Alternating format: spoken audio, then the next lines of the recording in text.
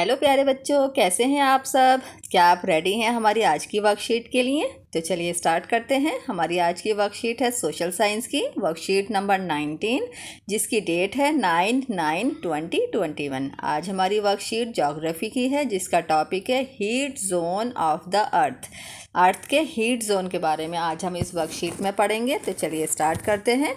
Beside the equator O, north pole 90 degree N मतलब north, and the south pole 90 degree S means south. There are 4 important parallels of latitude. जो हमने पिछली worksheet में latitude के बारे में पढ़ा था कि ये जो लाइंस होती हैं, लैटिट्यूड किसे कहा जाता है। ये जो लाइंस होती हैं, जैसे ये 1 लाइन, ये 2 है, ये 3 है, ये 4, ये 5, ये जो हमारी लाइंस दी होती हैं, 4 लाइंस जो हमारी हैं मेन इंपॉर्टेंट। तो ये जो लाइंस होती हैं, इनके बारे में हमने पढ़ा था अपनी पिछली वर्कशीट में कि ये बहुत ज़्यादा इंपॉर्टेंट होती हैं, इन्हें लैटिट्यूड कहा जाता है। तो आज हम इनके बारे में फुल अच्छे से एक्सप्लेन करेंगे आपको, ठीक है। There are 4 important parallels of latitude. Latitude के अंदर 4 इंपॉर्टेंट पैरेलल्स होते हैं। पैरेलल्स किसे कहा जाता है? ये जो लाइंस बनी होती हैं, ये वाली लाइंस, ओके, तो इन्हें पैरेलल्स कहा जाता है। अब पहला है हमारा Tropic of Cancer. Tropic of Cancer 23 1/2 N in the northern hemisphere. Tropic of Cancer ये वाली लाइंस जो है हमारी नॉर्थन हेमिस्फीयर में है। नॉर्थन हेमिस्फीयर कौन सा होता है, हमने अपनी पिछली वीडियो में आपको बताया था। ये जो हमारी बीच की लाइन जो इसे 2 पार्ट्स में डिवाइड करती है, ये तो इक्वेटर होती है ना। तो इसका ऊपर वाला जो होता है ये हमारा है नॉर्थ। तो ये जो इसके इधर का जितना भी एरिया होगा ये वाला इस लाइन से, तो ये नॉर्थन हेमिस्फीयर है। तो इसके यहाँ पर कौन सी लाइन है हमारी? Tropic of Cancer. तो ये हमारी ये लाइन जो है ट्रॉपिक ऑफ कैंसर है, ठीक है। दूसरी है हमारी ट्रॉपिक ऑफ कैप्रिकॉन। तो कैप्रिकॉन जो है वो साउथर्न हेमिस्फीयर में है, तो वो यहाँ पर है।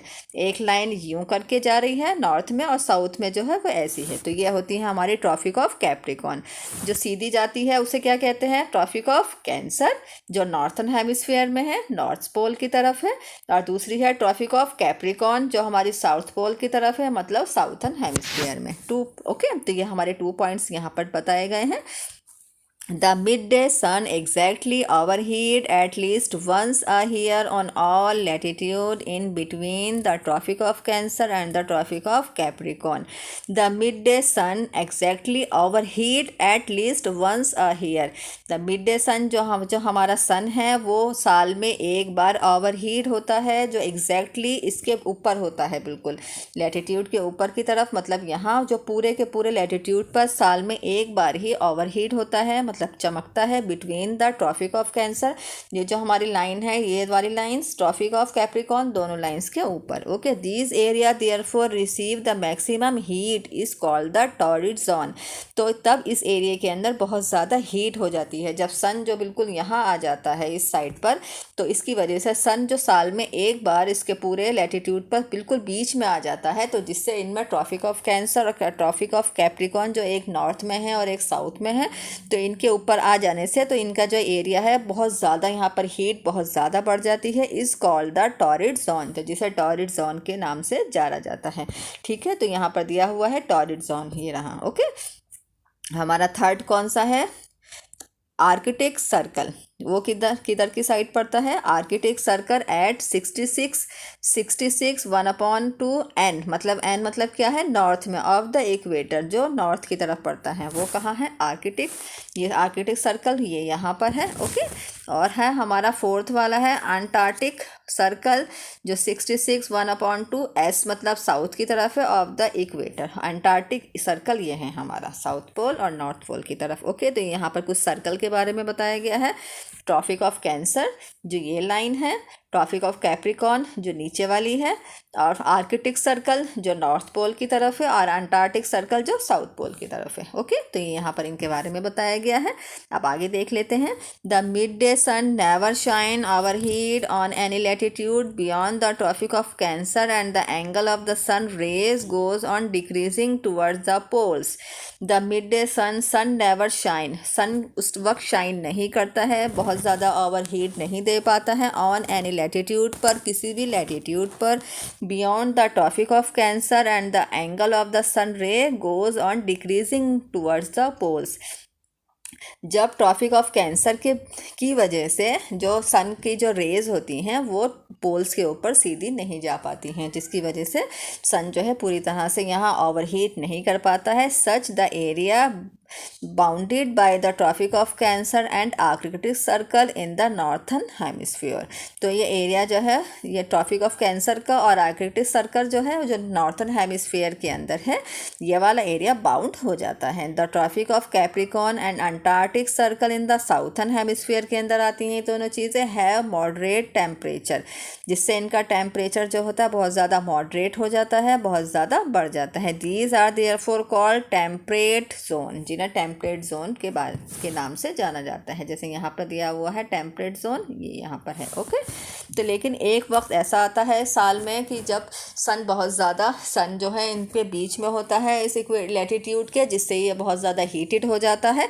ओके, लेकिन कभी दोबारा रिपीट होता है तो ऐसा होता है कि जो इसके ऊपर एंगल सही से नहीं बन पाता, सन की जो रेसेस हैं वो सही से पोल्स के ऊपर नहीं जा पाती हैं, जिससे ये वाला एरिया जो है बहुत ज़्यादा बाउंड हो जाता है Tropic of Cancer and Arctic जो है नॉर्थन हेमिस्फीयर का। Okay, area lying between the Arctic Circle and the North Pole in the northern hemisphere and the Arctic Circle and the Antarctic Circle and the South Pole in the Southern Hemisphere are very cold। तो उस वक्त क्या होता है जब सन जो उसके ऊपर डायरेक्ट नहीं पड़ पाता है, जब सन ज़्यादा होता है तो वो एरिया बहुत ज़्यादा हीटेड हो जाता है, वहाँ बहुत ज़्यादा गर्मी हो जाती है ना। लेकिन जब एक वक्त जब ऐसा नहीं हो पाता है, जब एंगल नहीं सही से बन पाता है, सन की रेस सही से नहीं पहुँच पाती उन पोल्स पर, तो क्या होता है एरिया लाइंग बिटवीन द, तो जितना भी एरिया है, कौन कौन सा area, Arctic circle, Arctic circle कौन सा है हमारा, ये वाला है, तो ये वाला area and the North Pole, तो और ये नॉर्थ पोल का एरिया ये वाला ऊपर का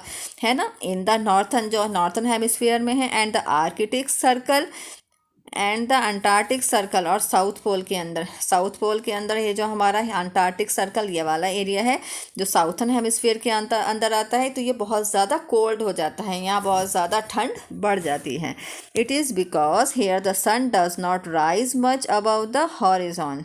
इसकी वजह यही है कि सन जो है डज नॉट राइज, ज़्यादा नहीं निकल पाता है इसकी वजह से, हॉरिजॉन की वजह से। Therefore called frigid zone very cold, जिसकी वजह से इसे फ्रिगिड जोन के नाम से जाना जाता है। फ्रिगिड जोन मतलब जब यहाँ बहुत ज़्यादा ठंड हो जाती होगी, बहुत ज़्यादा ठंड मतलब बर्फ़ वाली, बर्फ़ जैसी सर्दी जो होती है, जब कोल्ड इतना ज़्यादा हो जाता है कि बर्फ़ बन जाती है पानी की भी, तो वो इस तरह का यहाँ पर एटमॉस्फेयर बन जाता है।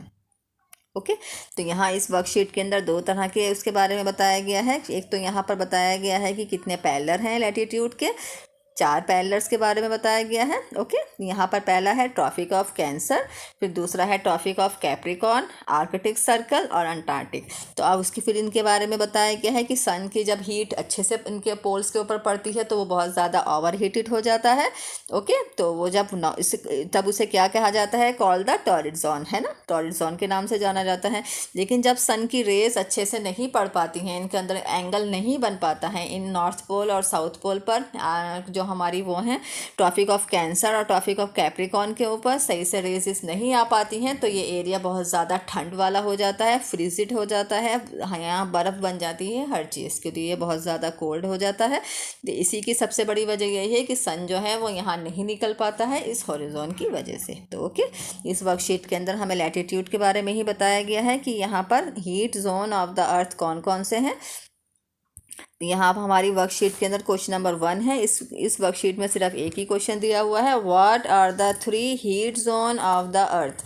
हमें सबसे ज़्यादा हीट जोन के बारे में बताना है, मतलब जहाँ सबसे ज़्यादा गर्मी होती है अर्थ पे। ओके, तो यहाँ हमारा क्वेश्चन नंबर 1 है, what are the 3 heat zone of the earth. पहला है हमारा क्या है, टेम्परेचर जोन, दूसरा है फ्रिगिड जोन, तीसरा है टॉरिड जोन। इन्हीं के बारे में पढ़ा था ना हमने उसमें लैटिट्यूड के अंदर। तो ये हमारा 1 नंबर पे कौन सा जोन आएगा, टेम्परेचर जोन, दूसरा है हमारा फ्रिगिड जोन और थर्ड है हमारा टॉरिड जोन। ओके, तो ये हमारी वर्कशीट का एक ही क्वेश्चन दिया हुआ है जो यहाँ कंप्लीट होता है। ये हमारी वर्कशीट यहाँ कंप्लीट होती है। आई होप आपको ये वीडियो अच्छी लगी होगी। जिन स्टूडेंट को मेरी वीडियो पसंद आई है आप मुझे कमेंट बॉक्स पर लिखकर ज़रूर बताएं। जिन्होंने अभी तक मेरे चैनल को सब्सक्राइब नहीं किया है प्लीज़ मेरे चैनल को सब्सक्राइब ज़रूर करें। अब हम फिर मिलेंगे हमारी अगली वीडियो में, तब तक के लिए bye bye and take care.